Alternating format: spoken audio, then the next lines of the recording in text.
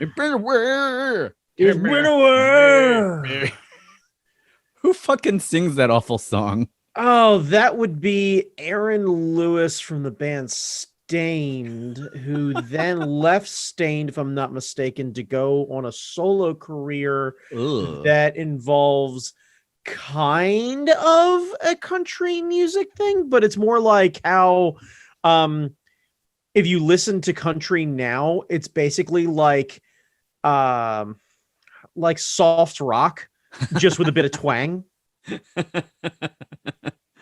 Like if you actually listen to the lyrics of like "Don't Stop Believin'" and put a slide guitar behind that, that's a fucking country banger. Yeah, just a small town girl living in a lonely world. Just like a small town girl.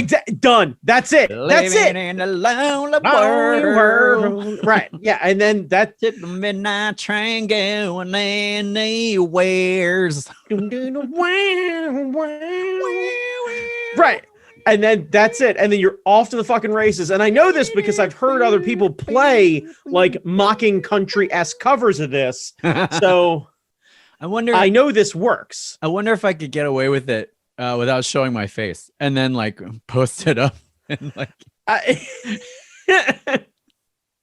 get a whole bunch of like people. You know, honestly, fans of that you music. might be able to like I don't. I'm trying to remember what the company is. I think it's Ramen Hero that they used an Asian American actor as like their spokesperson. That's and awesome. He's dressed as like an old school cowboy, and he's like on a ranch, and he's like, you can't spell an American without ramen. I'm like, fuck yeah. Fuck yeah. There was and then like slurps the noodles and then looks right in the camera, is like, tastes like freedom. And I was like, this is perfect. There was an Asian American comedian who grew up in the South, like deep South. So he had like a real deep drawl. And he was like, this is just how I talk, man. Man, that's just how this is. That's how I talk. I think it was like in the 90s or something. I don't know. I heard a routine of his and it was really funny. And then I didn't remember his name because I don't know. Shit, Brandon. It has been a while. This feels weird because you have been on a journey. You have gone to there and back again. You have been on a Lord of the Rings, Hobbit, Twin Towers, Return of the King journey since last we talked.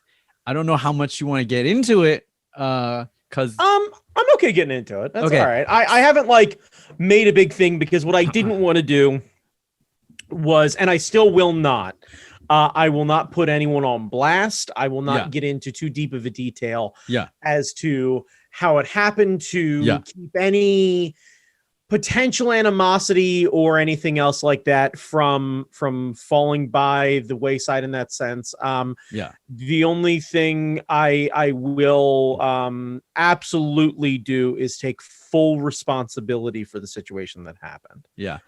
Because ultimately it was my carelessness, I think, is probably the best way to put that caused me to wind up in that situation. You let your guard down. You were lulled into a false sense of security, and you were like, fuck it. Yeah, and it was a jarring reminder of how well, fuck it. So we've been out and we haven't been recording. Part of this was because I didn't have my laptop. Now you might be like, Brandon, did you end up getting a laptop? No, I didn't. Now, to clarify, laptops, did you see the new Apple hotnesses that had just come out? They look so pretty. I can't use any of them because none of the software that I use is compatible. Apple continues to make beautiful products that I don't know who the fuck they're for. That's my big question, because like the Lightroom isn't on there now. So if you're a photographer and you use Apple products, you should wait. Right. If Adobe Premiere, basically if you use the Adobe suite for anything, you should wait because none of it runs natively. And so like all the native software like Final Cut runs like a speed demon, but like, you know, there's no Apple equivalent to After Effects. So like if you're trying to do like animations and shit, they ain't got nothing for you. Right. So, and you know, so the reason we have not been recording the last couple of weeks, and last week, in all fairness, was just me kind of recovering. To be clear, I got COVID. Hanging with the Rona. Yeah, and there's no way around it. I was incredibly lucky in the sense that I presented minimal to no symptoms. I don't know if that meant that I was asymptomatic or that, to my very limited, and I'll as I speak about these things, please understand that my knowledge about things is limited to the internet research that I have done, which makes me about as dangerous and educated as anyone on WebMD. So I was about to say WebMD. I understand that my understanding of everything is limited, is a kind way to put it. So I do not speak from a place of understanding or knowledge or experience, or, you know, I have no medical degree. I have very little medical background. Like, nearest medical background I can say is that I ran a distribution center that used to send out flu shots to do in-office shots. I understand cold chain of custody. I understand the importance of, you know, maintaining all of your records and keeping up with FDA rules and everything else like that. That I can speak confidently to. I'm trained in it. I was backed in it. I was insured in it. Like, no problem. Ran a team of 9 people. Like, I have experience in that. That does not make me anyone who understands a virus. I'm still new. Like, my understanding of the flu shot was where it needed to be injected, because I used to have to deal with nurses who somehow didn't understand how to follow basic directions. Yeah. And that there were 2 different types of vaccine that were normally done. A trivalent, which has 3 strains of the flu, that the US somehow, because the FDA doesn't seem to have the same level of stringency that the rest of the world does, the US was able to still use. And a quadvalent, which eventually, toward my final years of working there, became the standard that happened. That had been the standard in every other part of the world. Yes, that held 4 strains that actually made it far more effective. But in turn, it made it ultimately more costly for everyone who would end up taking a flu shot, usually to the tune of about $11 a shot more is what we ended up charging customers. I can speak with confidence about this because that company is fucking bankrupt. So I have no problem talking about it. Look, all respect to anyone who I used to work with, because a lot of people were given a lot of false hope during the pandemic. They ended up staying open for quite some time. And then basically everyone went home on Friday, and then they went to go back into work on Monday, and the doors were locked and nobody's keys were. Yo. Yeah. So, fuck. Yeah. And like, it was bad. A lot of people lost their jobs. Their jobs. Well, and with very little notice, and a lot of them working remotely, and they were trying to do like, and I get it, like a business that ran on in-office wellness when nobody was in the office was definitely in trouble. And I don't know why they didn't just lay a bunch of people off and go, hey, when things get better, we'll open back up. And instead they were like, we'll go ahead and we'll cover all of the PPE for airports, because airports aren't going to fall apart, right, guys?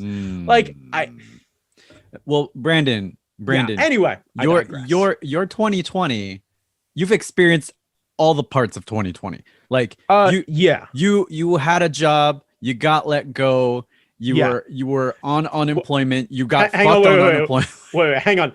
Started a new job that I thought was going to be a really great career. Then that job completely fell apart, and I ended up having to leave on no notice. Yeah. Because of very serious circumstances. Some people are fucking unreasonable and were like the better part of 30 grand in debt in taxes. And there was a lien on the business that they didn't want to tell anybody about. Then I left there and went to a different company. Thought everything was going to be great. Worked there for like 2 weeks, and then got sent home because of the pandemic. Got basically sat at home. We're told like, hey, we're going to bring you back. We're going to bring you back. We're going to bring you back. Smash cut to July, and they were finally like, hey, so we're not going to be able to bring you back. So learning then that like hey, you were a good soldier and you stay at home and everything's great, but whatever. Ended up having to empty my 401k from the previous job because I didn't get paid for unemployment for 10 fucking weeks, even though I applied the second I got laid off. Literally, I got home on the day that I got laid off, and that afternoon I had applied and went 4 weeks without getting a response from anybody, and then ultimately 10 weeks without being paid. And around week 6, I panicked because I was like, I have to pay my mortgage, and emptied my 401k. So I'm sure there'll be all sorts of fun tax implications on the back end of that. That even though I feel like I've paid all of that out, I'm sure there's a new They're gonna surprise. get you. Yeah, Uncle Sam wants his pound of flesh. Basically, I'm just hoping it doesn't end up in double digits is really what it's going to come down to. Yeah. So we'll find that out come tax time this time. Anyway, Jesus Christ. Right. Okay. So then start a new job, completely new career, like make a complete shift. And then I go and I help out a friend. And we had a very small group of people and a very select group. And in turn, someone in that group did not exhibit the best judgment. And it was someone who I believe was trustworthy. And we were doing some physical labor of moving. And after all day, I took off my mask. I trusted people and I took off my mask. Oh no! I thought revealed that you were fine. Anakin underneath the Darth Yeah, Vader. I did, but I was fucking tired, man. Like, yeah. And like it's a certain point where like, you trust friends, you trust family, you got that small group of people. Yeah. And like I know a lot of people are gonna end up doing this when they go to Thanksgiving and stuff like that, where they're like, I can't not see my family for Thanksgiving. And it's like, okay, but are all of your family members as due diligent as you are? Are you actually being as due diligent as you claim to be? Yeah. So no one else in the circle of people who were there got it, except for the one person who transmitted it to me. In turn, I ended up needing to leave work immediately once I found out that I was exposed. Contacted my employer, because I had been like, mask on carpooling because I work in Beltsville now. So like it's an hour drive. And ended up needing to take a $60 Lyft home. And then go drive an hour out to go get rapid tested. And I know a lot of people are going to be like, the rapid test doesn't really work. To my understanding, what it's more likely to do is give a false positive, not a false negative. So as per my employer, I went, got the rapid test, came back positive, immediately let everyone know. They all got tested. My other half got tested, decided to take the long test. And as a precaution, I quarantined myself here in my office. Got an air mattress and got my work laptop. Like I can do my job remotely. It's not the easiest, but I can do my job remotely. So like still able to work with my employer, make all the, the arrangements with the employer. Everything's fine. Go and schedule a real test. And I'm like, okay, here's what's going to go on. I'm going to go take the test. I'm going to find out. My significant other comes up negative. Everyone else in the group comes up negative. I come up positive. Oh, fuck. So I proceeded to spend 11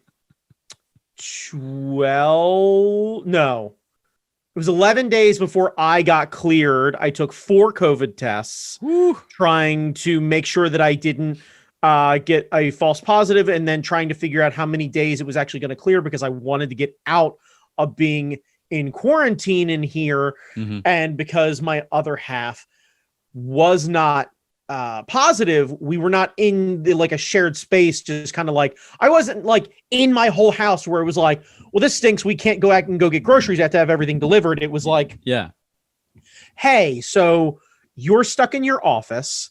This is the same place where you ended up sleeping when you were getting divorced. You're not allowed to hang out with the dog, just like you were when you were getting divorced. So I basically felt like I was being punished, only when I was getting divorced, I was able to go out with friends and like have a reprieve. And I was able to go get a shower when I wanted and go make food in my kitchen. We could have gotten that cheesecake. We could yeah, you and I went out for barbecue a ton during that time. Like we went out and enjoyed everything. Right. Yeah. Like we went on trips. We went to DC. I went shooting with you all the time. Like we did a bunch of stuff. I really tried to get out of the house. Not this time. Nope. Not friend. See, and here's the fun part too, is because both my significant others, employers, and mine wanted to be due diligent and protect everyone else. They were like, hey, you need a negative test before you come back. And I was like, okay. Yep. That's fine. No problem. Yep. So in turn, I got my negative test and they're like, you're good. You can go back. And I was like, and then she went and took her test, but that took 4 days for the results to come back. Oh no. So in turn, I was in quarantine for 16 days. By the way, shout out to the Baltimore County Department of Health, who insisted on calling my significant other after she got a negative test twice and was told that she needed to quarantine for an additional 14 days on top of it because we shared the same air. Oh. And when she responded with, I just got tested, said, no, you need to quarantine for additional 14 days. I got the name of this person. I called back. I spoke to their supervisor. I spoke to their supervisor. And then I went and called the emergency line where you actually speak to a nurse and talked with them about everything. And they went, you're fine. Relax. You both are fine. And I went, cool, thanks. So as a reminder, just because you work for a state agency, and I know this is like a dangerous thing to say, just because you work for a state agency does not necessarily mean that you understand what you're doing. And if something sounds suspect, do yourself a favor as the person who is concerned, call back, talk to somebody else. Yeah. There are multiple people who work at that agency. There is an emergency line when you go to type in, in my case, the Baltimore County Department of Health, there's a main line. There's an emergency line. I spoke to a representative there, explained everything. The person I talked to was like, that doesn't, but I'm not a nurse. And I was like, is there a number for a nurse I can call on? And she goes, oh yeah, no, there's a line. You can call this. Spoke to a person, explained everything. They were like, you're fine. Don't worry about it. Did any of those people have an awesome Baltimore accent? No. God damn it. No. God damn it. Like, honestly, it would have made everything a lot better. Like, a lot better. Like, if I'd have gotten a call, hey, and just been like, oh my goodness, ladies and gentlemen, my name's John. I'm calling from the Baltimore County Department of Health. I just want to make sure, first and foremost, are you okay? Like, are you running a fever? Okay? Are you like, do I need to call somebody? Is your respiratory system okay? Like, where are you? Do you need a bushel of crayons? Are you experiencing a shortness of breath that is not related to Old Bay? Like, that's what I need to know right now. Because frankly, I would have been in such a good mood. And like, I know you and I were on a video call too, where I was just kind of venting, and like, you were absolutely like one of my favorite people, because Jamie, because he was home, like he was able to randomly call me through the day, and I was able to be like, yep, still sitting here, still working, still looking at these same walls. From the basement of the science building. Right, yeah. And then I ended up getting a call, one of those calls from the oh God, what is it like? It was a hotel. It was a trip. Yeah, it was like, you've won a trip. Yeah. And literally, like, I don't know who the guy was. I was like, thank fucking God. Because look, I got COVID, but you motherfuckers can come spring me. Like, I don't care what it is. Get a car, a boat, a Vespa. Come pick me up. We're going. Pick a destination. Where are we going? Aruba, Jamaica. Taking me to wherever we can go. You want to go to Wisconsin? Let's go to Wisconsin. I love cheese. Like, and this dude, God love him, could not stop laughing, because it was like, my opening line was like, thank God I have COVID and I need to get the fuck out of here. Yeah. And come dude was immediately game. Like, right, yeah, like, please come pick me the fuck up. Take me anywhere. God. So. Oh man.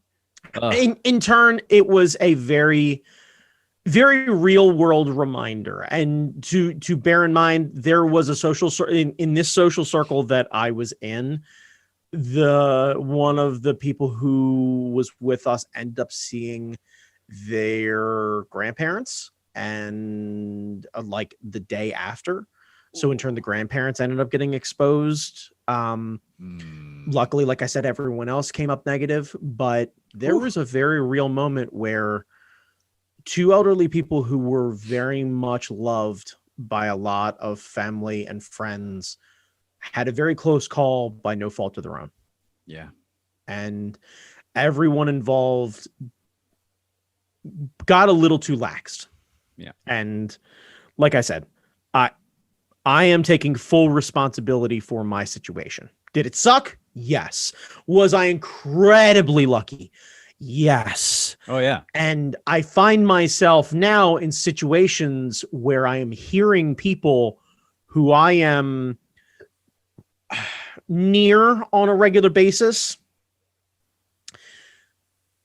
disregarding everything because it's uncomfortable, or their kids are having a rough time and what have you. And I get it. I can't imagine what it's like to watch your kid have to deal with the depression of not being able to see their friends, or being stuck inside for too long, or just being really upset about just, not being able to be a kid right now. And I don't have kids. I don't know how I could, I have no experience to be able to speak to well, maybe you should do this, but the only thing I can think to do is try and relate with them and just kind of be like, look, we're all stuck in this. Let's all try and make the best of this. But if you have an attitude where you think that this is fucking bullshit, then it's no wonder that they're getting all pissy and upset. So maybe, just maybe, fucking take it seriously, because there are other people out there who you can infect. Did I get lucky? Absolutely, I got lucky. But what happens if I just fucking ignored it and then went out and visited a bunch of other people, and somebody else happened to have, I don't know, an underlying condition that could end up causing them a respiratory problem, that could end up keeping them stuck at home, not only on quarantine, but infecting their family and other people around them, and end up actually maybe even costing somebody their job. So instead of being an ignorant, selfish fuck as we head into the holiday season, maybe, just maybe, you take this one on the chin. And if you're a bad cook, order carryout. Yes. Order carryout. Yes. Now is the time to pony up and go to get a fucking barbecue turkey from Mission Barbecue, or most grocery stores, genuinely, if you order in the next couple days, you can order a Thanksgiving meal, a fully prepared Thanksgiving meal, and you can just go pick it up. You could do that contactless pickup shit. Yeah, you can do contactless pickup, but there are literally they make them, and you can just go pick them up. I did it years ago with Giant Food. Yeah. You can go do this. You can go to branch out, go get something new.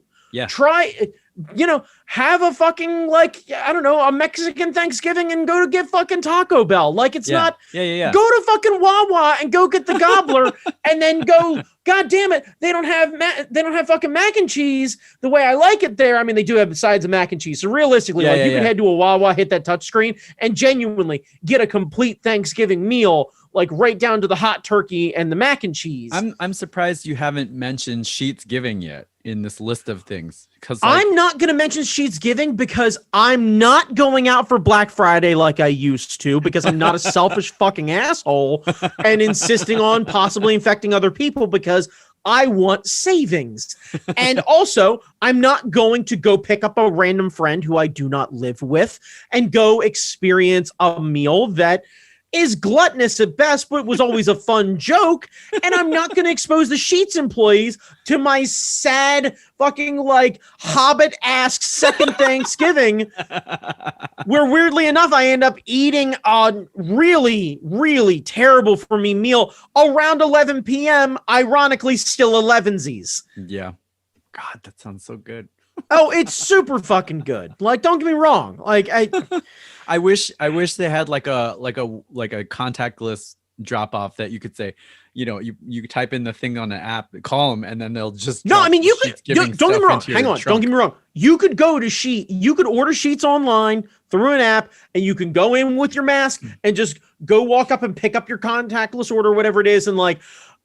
Honestly, you and the other person who you pick up the food from, you don't have to, and you can rubber glove it and just hit the door. Like, if you're really worried about it that much, Yeah. you absolutely could do contactless. Like, you'll have to walk, so, pants. But whatever, fine. Like, you could do that if you want to, but the whole point is that this year, no. Just no. Just no. Like, if you want to do something kind, what I'm talking about doing is making a Thanksgiving meal large enough for 4 people, and then we're gonna pack up half of it, and we're gonna take it to the grandparents' house so that we can do Thanksgiving for them, because we did it for them on Black Friday last year. Oh, that's nice. We're not doing Thanksgiving with the other side's family. I'm not doing Friendsgiving or anything else like that. Yeah. But like, I can cook. I know what I'm doing. So fuck it. Like, why wouldn't I try and exhibit a bit of kindness and just be like, don't worry about cooking. You're good. I got you. Yeah. Like, I'll probably go pick up like turkey breast instead of doing like a full turkey or whatever it is. Oh yeah, but yeah. But like, I'll hit the turkey breast. Maybe I'll fresh make some gravy. I'll do the whole 9. I mash my own taters. I don't play around when it comes to mashed taters, right? Yeah. Oh yeah. I did. What was it like a 5 cheese baked mac and cheese with breadcrumbs, and I believe I did a separate version that had a bit of spice in it, where I put diced jalapeno and a bit of crushed red pepper on the breadcrumbs up top. What we need to do when we're all inoculated and vaccinated is we need to have the biggest fucking cookout ever, and just like bring all the food that we know how to make it up, and then eat it, and then when we're done, because this will happen in the morning, we're starting early, then we go to Iron Age for dessert. See, here's what I'm thinking is we literally have like a pig out, and here's what I'm thinking. I sacrifice part of my yard, right? We dig the trench when we've been threatening. We bury a pig. We cook a pig in the ground. Now, that starts early, and I know what you're thinking, and I got you, fam, because I finally want an excuse to buy that outdoor, like 4-burner griddle, so I can end up being like a short order cook, I can make the most bomb-ass breakfast for everyone, right? So good. Right. So like, I can treat everyone with the breakfast that I end up treating family with for Christmas, which won't be happening this year either. Yeah, fuck So Christmas. like, I'm making like, I can tell you right now, I'm doing my home fries. I'm doing like eggs to order, and your boy knows how to cook a goddamn egg. I'm doing scratch-made sausage biscuits, sausage gravy and biscuits, scratch-made biscuits. Like, I can do pancakes on a griddle. Oh man, like, I can make it up. And then we can all do a big breakfast, right? Yeah. This I can do awesome. I can do burgers and hot dogs for lunch, and then come dinner time, right? We break out the torches. I get the lights strung across the backyard. We set up a bunch of tables going down the yard, and we have ourselves a fucking pig carve, just cutting it up. And then maybe, Jamie, if we're too full through the day to not actually do lunch, maybe we figure out how to make those steam buns. Oh yeah. And we julienne up some veggies and everything else like that, and we do them like them delicious porks like steam bun sammies. The bao sandwiches. Yes. Yeah. Absolutely. Yeah. I'll make my own special barbecue sauce, like, because I'll learn how to do it. We can get the boss to, like, you know what we can do? We can finally get the boss's family to show me how to cook this stuff proper. Yes. Holy shit. with them yelling at you in Chinese the entire Fucking time. Yes. Yeah. See, because here's what I'm convinced, Jamie. I'm convinced that one, they'll recognize me from when we ended up going out to go take the photos. Yeah. So there'll be a bit of curiosity as to why this sturdy white guy is showing up to not one but two things where they're at. Yeah. And I think I can win them over. Hey, we were invited to Chinese New Year's, if that ever No happened. argument. No. Yeah. Not that they weren't very, very kind. No, please understand. Yeah. But I think the idea of like, it'll start as yelling at first, and then I think my tenacity and a little bit of cooking skill, I might be able to win them over. Like by the time this is over, like I'm going to see that like you and the boss are going to be sitting on stools like Uncle Roger, just judging my performance. It'll be outstanding. See, Brandon, the yelling will increase once you're accepted into the family. That's perfect. That's the key. No, please understand. It's not that I want the yelling to stop. It's that I want it to start off at a place of curiosity, possibly humor, and hopefully rage, and then slowly lean into the it's a place of expectation because I hold you to a higher standard now. Yeah. Now I'm yelling at you because I love. Jamie, do you understand? I come from two drug-addled deadbeat parents. I've never had Asian parents. I don't know what it's like. I've never had that kind of day. I don't know what that sort of pressure, that sort of upbringing, I don't know what it does. Like, I like to believe that sort of pressure forms diamonds. Like, because I'm looking at you right now and you shining bright. So the boss shines bright. Yeah. So my parents, yeah, my parents were not like that at all. So like, there's the stereotype of like the Asian tiger parents, but I think it's a generational thing because my parents were they were born. Well, my mom was born in China but came here and they were raised here. But I think parents who just immigrated are much harder on their kids. I don't know if that's true. That sounds true. I don't know how exactly that works without being fucking racist, but okay. But I think more the thing of think of every single Asian friend that you know or any family member or anything else like that. Are any of their parents heroin addicts? I don't know, actually. Are any of them crack addicts? I don't know. Did any of them burn through their 401k after getting fired from their job for not showing up because they were smoking crack? Oh, Jesus Christ. I'm sure there are some out there. I'm sure there are some. I don't know any in my immediate circle of friends. And that's what that's all. Jamie, I understand that it's not necessarily science because it's a small, it's a very small sample. It's a small sample. I get it. But here's what I'm saying. 100% of the Asian people that I know don't, and 100% of the Asian people you know don't, to the best of our knowledge. So, Jamie, best as I can understand, is just a full stop. That shit just don't happen often. So, I can tell you right now, I'm not the only one who I know who has that sort of problem. Oh, no. So, God damn it. Well, I think this needs to happen, and I think this needs to happen more often. You have an annual get together. Asian parents embracing sturdy white kids. Yes, because I'm here for all of this. I need foster parents is what I need. But all of these holiday get-togethers and all these celebrations that they happen once a year.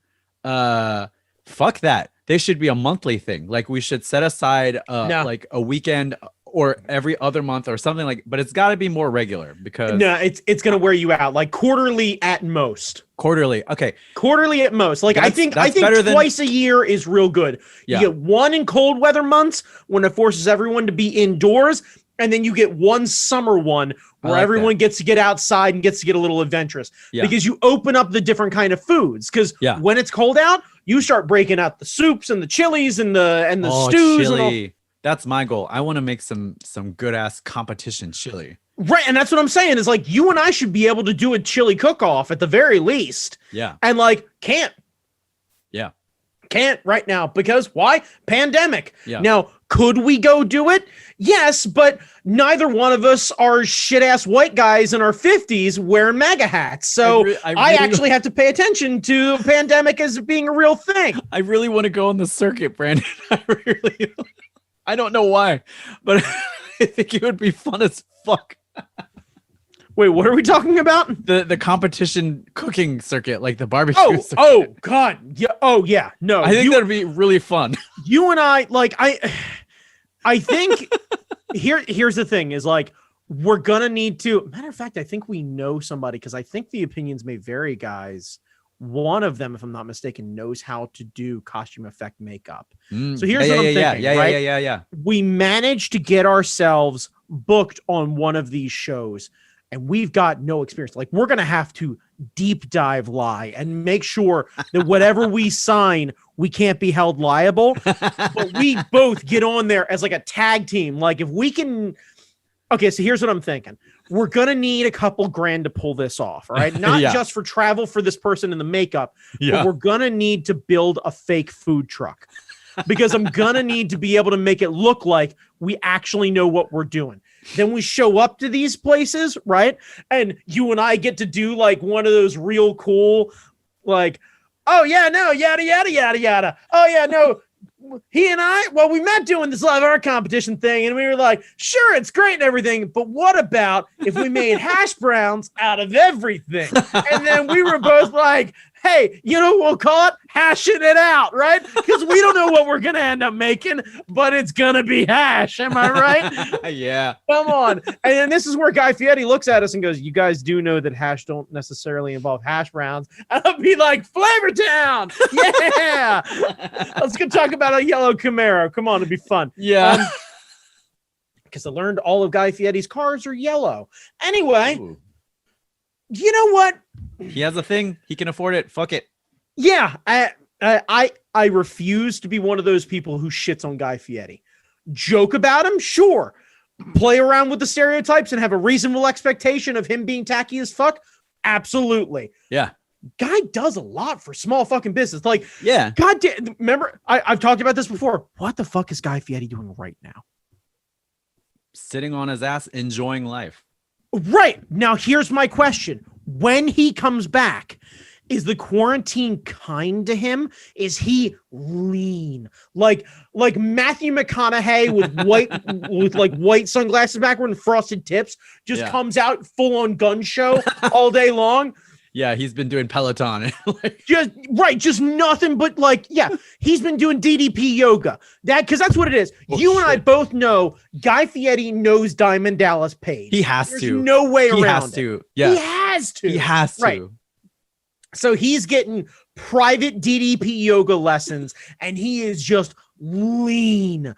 Just lean. Like Guy's grocery games when it comes back is going to be half CrossFit, half cooking. CrossFit. Like, right. Yeah. Like it's going to get fucking serious. Or is he going full in the other direction? Is he still making everything with like donkey sauce? Is he going full Java? Right. Because is he experimenting with food? I got we watched Alton Brown. Like, did you see the thing with Alton Brown and the tweets and everything else like that, where you had like a fucking meltdown right before the election? Yeah. Right. So Alton always keeps himself svelte. Like he had a little bit of a fat reign there for a bit, but like he's always kept himself relatively fit and lean. If that guy can have an emotional breakdown, what happens to the guy whose literally his life was to wander around, have people make him food at 5 different restaurants in a day, and then be carted to the next place, and then just try and be entertaining when he's not running his restaurant chain? I feel like between the two personalities, I think Fieri is more equipped to deal with just being forced to chill.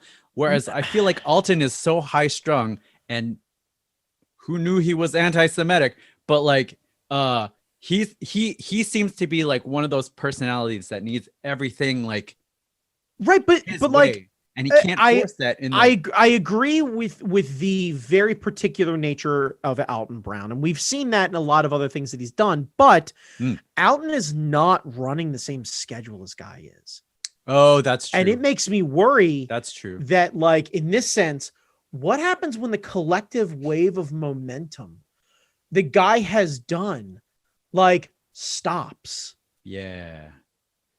Like, what happens? Because, like, I have to believe right now, like, and I've done zero research on this, but there's part of me, like, from all of us experiencing it, who were moving a ton and doing things, like, I experienced this right after we retired from Art Fight, where I was like,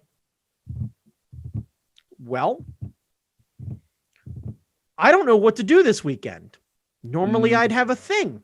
And, like, it didn't really hit me until, like, the first convention when everyone else went. It was like, cool. Have fun, guys. Like, and, like, I genuinely wish them well. Like, go and enjoy yourself. Have a great time. But, like, there was part of my brain that was like, I don't know what to do now. And I can't imagine, like, after, I don't know, 7 weeks maybe, that, like, that depression didn't hit him like a honey glazed wall. Like, well, I don't know, because I feel like Guy might be one of those people who has his hands in a lot of pots. Like, when we quit Art Fight, I did not experience what you experienced. Well, yeah, because your schedule's been ridiculous anyway, though. Right. But, like, and I feel like Guy might have a little bit of that, because he's got the show. He's probably got a merch line. He's probably got a whole bunch of things like restaurants. Like, I'm sure most of his time early on was spent triaging, making sure his people were set.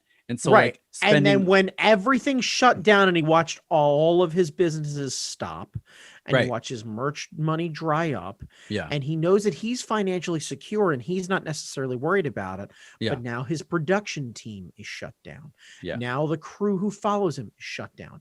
Now his mechanic, who was building all of his hot rods for him, has to stop, because all that Triple D money, that was all he just threw at that, so that he didn't have to spend all the other money. Now his restaurants are triaging. Now he's got to try and figure out how to fucking pack donkey sauce to go. And I got to ask the question, do you think Guy Fieri's restaurant in Times Square is still crushing it on carryout? Oh no, I think, I don't know. I want to believe that Guy is the kind, like the guy is the kind of guy. I want to believe that he's the kind of guy who would work his ass off for his people. I do too. I don't get me wrong, but, like, I gotta believe that guy is having a rough time. Like, especially now, like, we're months down the road. It's been a while. It's been a while, and there's been this much help. Right after that 1200, and he's lucky. That 1200 was supposed to last us 8 months. Right, but, like, imagine guys getting tweets from so and so. Like, the only thing I can think of is, like, is Guy doing, like, is he doing charity work? Because, like, there's that charity work. Like, here's what I'm wondering is, like, is he doing, like, Zoom podcast things with, like, business owners of places that he's stopped at and just been like, hey, how you doing? You should go out to, like, okay, so here's a thought, right? We take the existing footage of all of the episodes of Triple D, start compressing them down, right? Guy shows up to an empty studio, everyone else in mass green screen. We do a Reading Rainbow version of Triple D, where Guy replays footage of him hitting this place and then does, like, a weird sort of, like, pop-up video sort of thing where he does commentary on his own episodes, where he was like, hey guys, so look, I know when I went to this place, the smell in this place was the most amazing thing ever. By the way, did you notice that they have a gator on the wall over there? And that guy, which, despite better ingredients, not against the law in Kentucky, is cooking hash wearing flip-flops. This place is crazy. And then goes back to what we're doing. And then it's him, like, elbows up, like, just trying to house a sandwich that should genuinely kill most men. And then him, like, literally just, like, them do a slow thing of, like, wait, guys, did you notice the dribble coming down the jowls? And then zooms into it and, like, starts basically kind of having like a bit of a poke at himself. Like, by the way, this place is open. They're still doing carry out. Here's the contact information, and here's the regular hours. Tell them the guy sent you. Awesome. And then we just move on to the next thing. Right. Because they've got access to all the footage. So fuck it. Like if John Oliver can do his show off in a completely white void, we can put Guy in a like ridiculous looking kitchen with like 14 flames and like smoke pipes all over the place. Awesome. I bet he's probably got like tribal flame paints and like custom pinstripes. I assume it looks like a bowling shirt was a kitchen. Yes. Like that's my assumption. It's a lot of hot rod flames. Blender with the flames on. It's a lot of a refrigerator with racing stripes for no particular reason. Yeah. Somehow he's got Eddie Van Halen's guitar hanging on the wall. Like, somehow nothing. That dude is rich. He's rich. Well, I know. So I don't know if he's local. I know he has a bunch of restaurants in DC, but Jose Andres, when the pandemic hit, he started. I heard he started like cooking. He opened a kitchen up for like first responders and making food for first responders. I want to believe that and I as well have done no research on this, but I want to believe that Guy Fieri would figure out his own version of that, where opening up a midnight diner to sell hot and greasy food for people coming off the late night shift or some shit like that. I don't know. We should probably look this up after this episode. And hopefully it doesn't turn out that he's a shithead. But I want to believe that. To my understanding, he does a ton of charity work and everything else like that. Yeah. But I like this idea that Guy gets a small team of his favorite chefs from his favorite locations of his restaurants. Right? Yeah. He gets 2 RVs and a food truck and a follow team. He tests them weekly for COVID. Yeah. And all he and his crew do is show up in front of a hospital and provide ridiculous meals for every staffer that's inside. It's just like, I don't know. There's got to be some sort of like Guy Gives or something like that. Like there's got to be some sort of like, it's got to pop with the alliteration, but it's just basically him food for the front line. I don't know, like donkey delivery, healthcare hoagies maybe, or something like that. I don't know, but yeah, it's just him doing like his favorite menu stuff in like a quick version thing or whatever it is. And he's making like po' boys for everybody or what have you. A week, all week you get your. No, I think maybe like literally like he just shows up to a different hospital every like 3 days. It's just he does one day there. He feeds everybody he possibly can until the food's done. He sends 2 staffers out to replenish all of the food. Like he's got a team of people recording it. That's where the RVs come from. Yes, and everyone basically tours like a touring rock band, and everyone stays enclosed and everything else like that. And like, that's what they do. And he inspires all these other celebrity chefs to do the same fucking thing for their area. Yeah, like exactly. I don't know where Guy lives, but he like blankets his town. Whoever lives somewhere else, they blanket their town. Like, I don't know. I like to think that. Where are you at, Bobby Flay? Yeah. Where's Flay's first? Flay's first. Yes. I mean, realistically, we all know Bobby Flay's a fucking piece of shit, and I don't care if he hears me. So Brandon Chalmers, who lives in Baltimore County, Maryland, Bobby Flay, fuck you, double guns. You're a shit ass cook, and you're too fucking much of a coward to bring me on to the Challenge Bobby Flay show. And I'm sure that's not the name of it, but you know what? I don't give a fuck because you wouldn't bring me on. How about that? Yeah. Did I apply? Maybe. Did you evade me? Yes, you did. Yeah. So I don't know. Yeah. I don't want that image of Guy to be shattered. I don't want that image of Guy to be shattered either. I like the idea of just all of the celebrity chefs just going out and doing a tour for this. Like, frankly, if Food Network isn't getting this going and doing just a live stream every day of them meeting with like first responder, like, goddamn, Alex Gornishelli could do it. Gornishelli's Gifts. And all she does is just go around making fucking like weird fucking pastries and ganache and all sorts. Like, it can just be everything on the menu starts with a G. And we can just... Giada could go out there and all the crazy gigantic pieces of food that she cooks on her show that she never eats. Right. She could just take that and just like right. Yeah. I like, and instead of throwing out anti-Semitic things, Alton could just go make paella for people. Yeah. Just try and like make up for his image. Yeah. Like he's not allowed to talk to anybody. Yeah. It's just like literally just Alton's there, like, but guys watching him. Like that's how we know everything's going to be muzzle. okay. It's an N95 right, muzzle. Yeah. Yeah, it's just literally like we put someone behind, like oh god, what is it? The guy who kind of looks like a duck, Robert Irvine. Oh yeah. Yeah, the one with big swole. We just put him next to Alton with like a rolled up newspaper, and anytime Alton tries to make a comment, he just pops him right on the nose and goes no, and then they go back to what they're doing, because like that dude used to do all sorts of like charity things for the troops and whatever it is. Yeah. So I guarantee you that guy's getting into some free food shit. But like, we have all of these celebrity chefs. You have networks worth of TV. Yeah. Why the fuck are you not going out and doing this? Yeah. You have funds and the capability to small group of people. You can absolutely stream this. Like, how many fucking YouTube shows manage to get away with like what? 2 camera guys and a sound guy? And most of them don't even have a fucking sound guy. They have a couple editors and they just send them raw footage and you just put that shit together. Yeah. Are you kidding me? Yeah. Like they couldn't manage to do this. And it's you don't have to script it. It's more reality programming. Right. But it's easy to produce. You just like it's like guerrilla giving. Like you just need to go out and just do it. You just show up and you just absolutely do it. Yeah.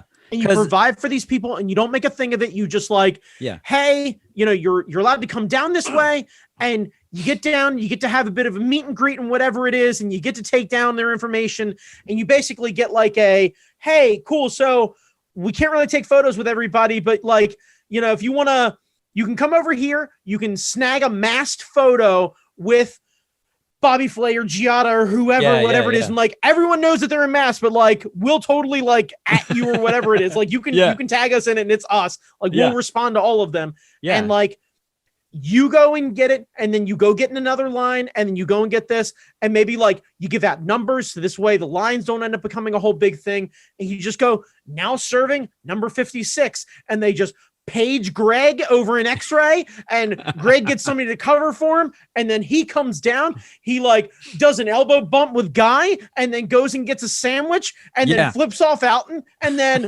waves at everybody, and then goes back to fucking work. And like, that guy's not going to stop talking about that for days on end. And with everything going on and how bleak everything is, and the eye protection and the face protection and the PPE and all the ridiculous shit that they have to do to keep everyone else safe, you motherfuckers can make them a banh mi. I mean, yeah, and that's the thing about like food. It's such a personal thing. It like the Food Network is it's all about family. It's all about togetherness. It's all about like cooking for like exploring the world through food. Of the cable channels that are doing shit, I feel like Food Network could bring it. Food Network can bring it. Cooking Channel could bring it. Cooking Channel could between the two of you, you can get your shit together. Yeah. Like now is the time to bury that axe and Paula Deen and fucking move on. Like. Yeah, I want to see this. We don't know enough powerful people to make this shit happen, but of course we don't. But like I want to see this. I'm sad that I don't live in a world where this happened already. Here's what I want. I want celebrities and the 1% to use their power for good. Yeah. And even if it's a temporary thing, you got to do a little more than sing a shit ass version of Imagine. I was about to say. All the people who did Imagine should be out there. Like every one of you who did Imagine need to be fucking yes. They're the sous chefs. They're the line cooks. I'm looking at you, Sarah Silverman. You need to be fucking slinging fries. For like, you got to spend at least 3 days on Guy's truck. Like at least 3 days on Guy's truck. Yeah. Like. You and the donkey sauce guy need to get along. You got to joke around with each other. Like he's got to teach you how to make radish roses or some shit. Like you two got to be just fucking doing it. Where like he like he goes and makes a sandwich or whatever it is, and then he goes, Sarah, hit me. And then you come across with the fucking squirt bottle, you're like, blam, blam. Like, just, Bam. yeah, you just pretend to be Emerald the entire time. Oh, God. Right. And then just like he hits the buns on everything, and then you two like bump elbows, and everything's great. You're just like, you know what? When I started, and we can have it like old MTV style where like you've got like the little, like we make like the toilet also like the confessional. Yeah. And it's literally like just, you know, Sarah goes down and she's like, you know, I was thinking about taking a pee, but I wanted to tell everybody. Guy Fieri's actually a really good dude, and I was really wrong about everything. I should have never sang that version of the never sang that song. Because that's the important thing, is what I really want is for everyone who did that to fucking apologize publicly. And if I can get first responders and healthcare workers fed while that's happening. Yeah. And like, yeah. I'm interested in saving the country, Jamie, and it starts with getting everyone who sang that song to apologize. I have to right America's wrongs. America needs to heal at a time. America needs. We started by voting in Joe Biden. The next logical step is apologizing for that video. Some of you might be like, what about packing the courts? Not till we fucking get everyone to apologize. Don't put the cart before the horse. Apologize for Imagine. Look, set reasonable goals, all right? What's more likely to happen? I get everyone who sang that Imagine video to publicly apologize for their shit-ass involvement in it, or we manage to flip the court. Which do you genuinely think I'm more likely to get accomplished? Or more importantly, which do you think Joe Biden is more likely to get accomplished? It's time to start setting reasonable goals, Jamie. Yeah. We can make this happen. Yeah. All right. We can get people to apologize, and we can start making banh mi's. All right. We can do both at the same time. I'm a multitasker. That's what I'm here for. I get shit done. Yeah. You hear me, America? We can do this together. This is the first step in healing. Sorry. First step, masks on. Yes. Second step, find Guy Fieri. All right. I know most of you, I'm going to take a shot in the dark. Anyone who's watching this show is of a particular age that they watch the show Heroes. And if you find Fieri, you'll save the world. Okay. You have to find Fieri. We have to find him and we have to save the world. Yeah. We'll get a food truck together. Somebody's bound to fuck something up and need to make an apology. We can get everyone. You know how many of those motherfuckers came out of the woodwork when fucking Notre Dame burnt down? You think we can't get like 9 celebrities to fucking like pay for a food truck? God damn. Yeah. Ryan Reynolds just sold like what was it? Like a $5 billion gin industry or whatever it is. Yeah. Fuck it. Let's hit up Deadpool and see if he'll buy Guy Fieri a food truck. Fuck it. Get Guy a food truck. Honestly, food bus, different food stations. Bus, right? Yeah, like honestly, like frankly, if the whole thing is just an homage to Ryan Reynolds, like I'm good with that too. Yeah, the Reynolds food bus. Yeah, we just re-fiberglass that weird Rick and Morty mobile. Yeah, and it just looks right. But imagine if it actually, instead of having Rick's face, just had an incredibly lifelike Ryan Reynolds head on it. We don't change anything else. Yeah.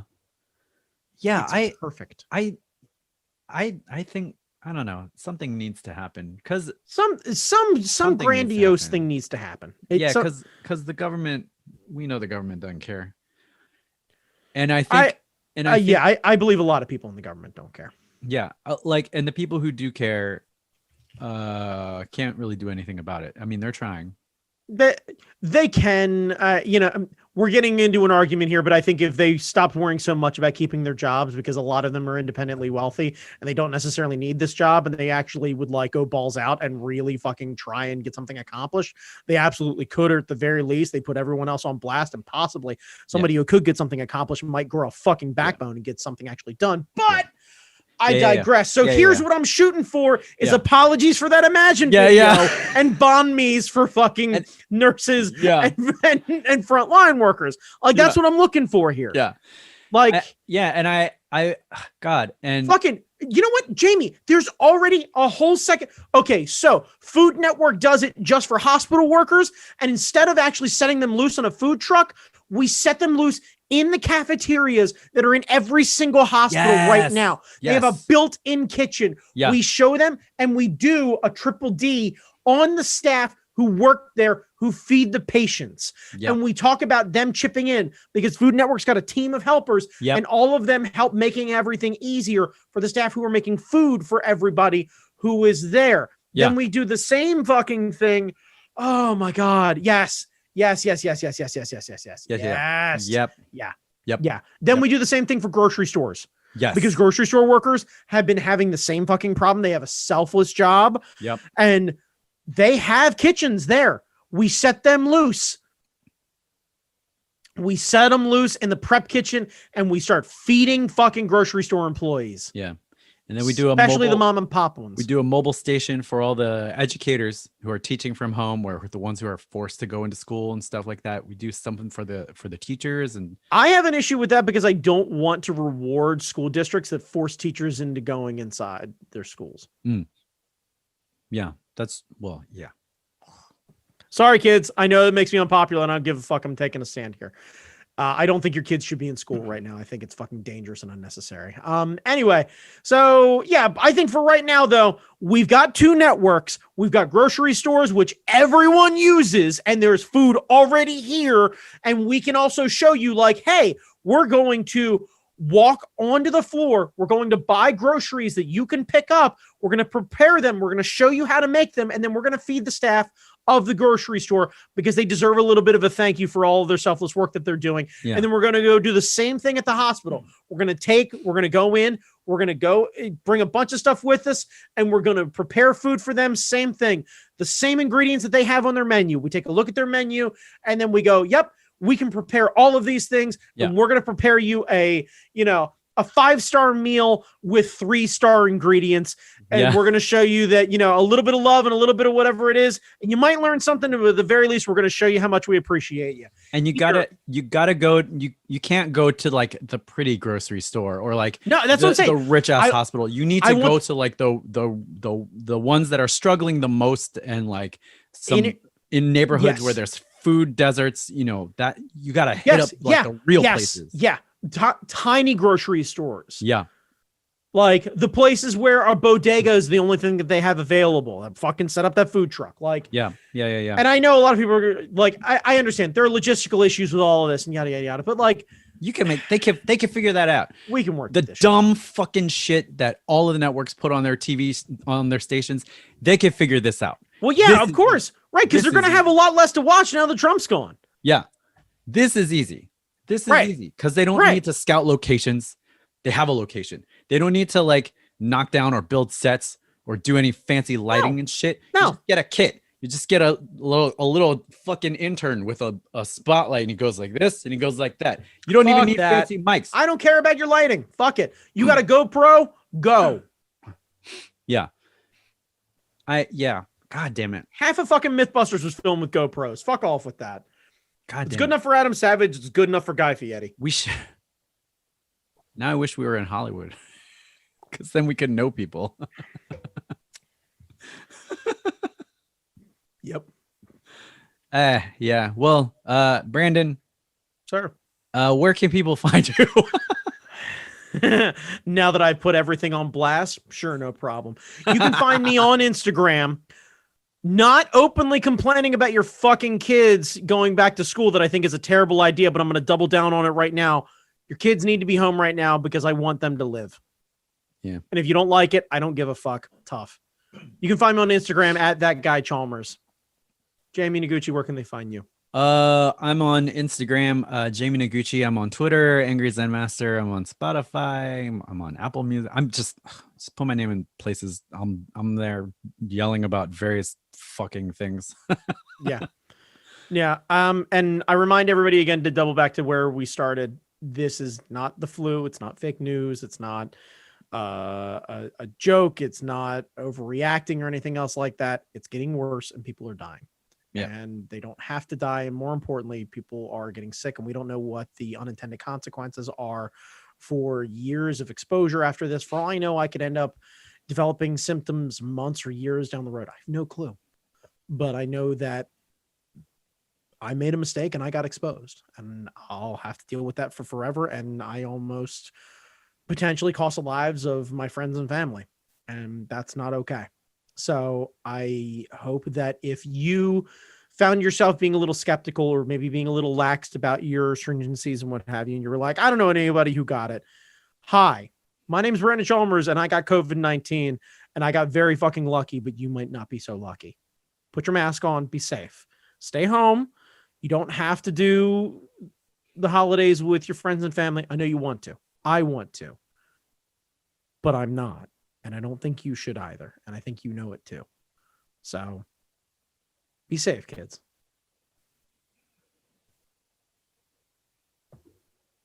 Make a banh mi. Yes, please Make a banh mi. Wait, hold on. Make a Thanksgiving banh mi. Make a Thanksgiving banh mi. It's called a Bobby sandwich. It exists. Make it. It's delicious. Put the gravy on it. The gravy banh mi. Oh God. Put the gravy on it. Oh, God. By the way, Jamie, quick aside before you cut us out. No lights before gravy. You hear me? I don't want to see any of you motherfuckers putting up Christmas lights until there is gravy. You hear me? That's a fucking rule. Look at this face. You know how much I fucking love gravy? Huh? Look at me. You think I don't love? You think I don't dream about gravy? And I'm not talking about. Don't you fucking like go and play? You're like, I made pasta sauce. That's considered gravy. Fuck you. You know what I'm talking about. Don't you play gravy? With me. No lights before gravy. No you lights hear me? before gravy. We don't celebrate fucking Christmas until turkey. No lights before gravy. No lights before gravy. Stay safe. Seriously, no lights before gravy.